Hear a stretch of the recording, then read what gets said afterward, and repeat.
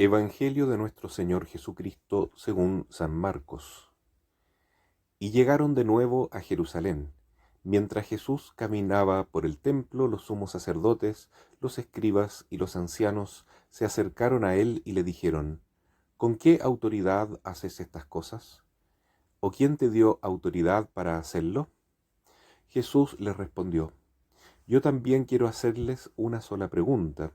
Si me responden, les diré con qué autoridad hago todas estas cosas. Díganme, ¿el bautismo de Juan venía del cielo o de los hombres? Ellos se hacían este razonamiento.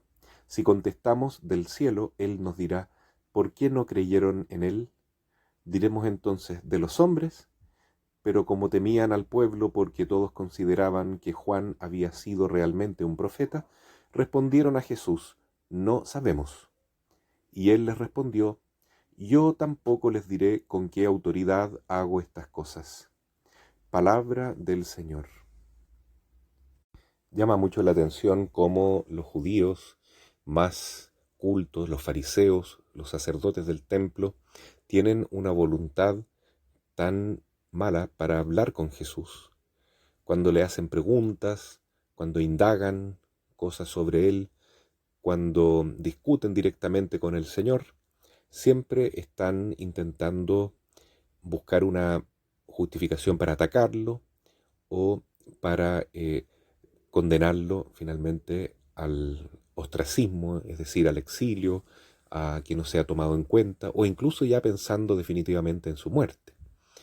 Y le preguntan en esta ocasión con qué autoridad él se dirige al pueblo y de quién recibió esa autoridad, puesto que ya han visto que Jesús ha echado a los vendedores del templo, ha hablado con tremenda autoridad y sabiduría, el pueblo lo sigue, hace milagros y quieren saber de dónde viene esa autoridad. Jesús, sabiendo de su mala intención, porque todo lo que diga va a ser usado en su contra, les responde con otra pregunta y les pide que digan con qué autoridad hablaba Juan Bautista. Todo el mundo sabía que Juan Bautista era un profeta de Dios, que había anunciado a Cristo como el Cordero de Dios que quita el pecado del mundo. Por eso los judíos no quisieron responder y se quedaron callados.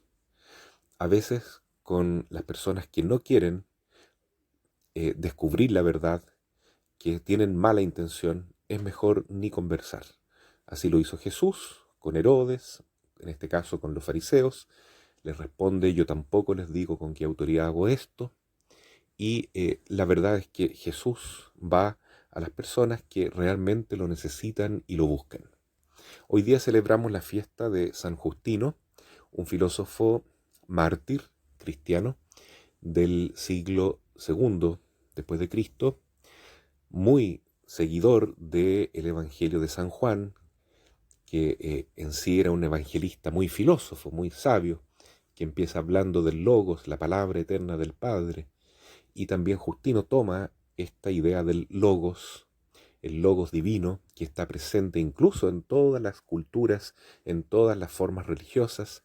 No hay ninguna manifestación cultural de la historia del hombre que no tenga alguna semilla del verbo, decía San Justino. El logoi espermatikoi, o semina verbi, en griego y en latín respectivamente.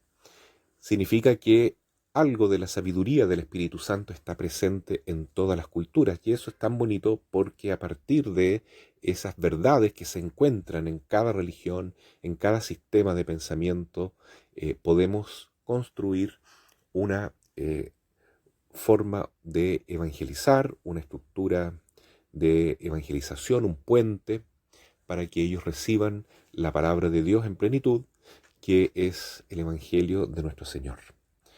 Entonces, San Justino sigue la tradición de San Juan, el evangelista, y defiende a los cristianos en una época muy dura en que eran perseguidos por los emperadores.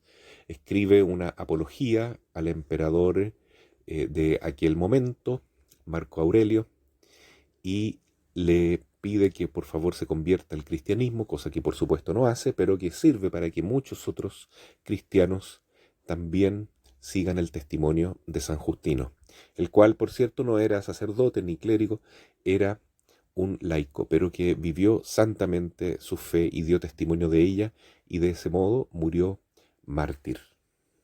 San Justino es entonces el primer filósofo cristiano, propiamente tal, que une la tradición griega, especialmente platónica, con el Evangelio de nuestro Señor Jesucristo. Pero sobre todo es ejemplo de un hombre que busca a Dios, que busca la verdad con sincero corazón, y eso mismo le da una autoridad inmensa para seguir enseñándonos hasta el día de hoy a trazar un camino, un sentido de la vida que ponga siempre a Jesús en primer lugar, porque Él es la palabra, el sentido y la ley que guía toda nuestra vida. Hoy inicia el mes del Sagrado Corazón de Jesús. El mes de junio es el primer día de mes, también es un día dedicado a la Santísima Trinidad en el sentido de la divina providencia que nos guía, ojalá en este mes maravilloso también del Inmaculado Corazón de María, que ojalá encontremos nosotros esa sabiduría de vivir solo para Jesús y anunciar el Evangelio de Jesús en medio de nuestras realidades mundanas que contienen sin duda semillas del Verbo en todas las situaciones en que nos podamos encontrar.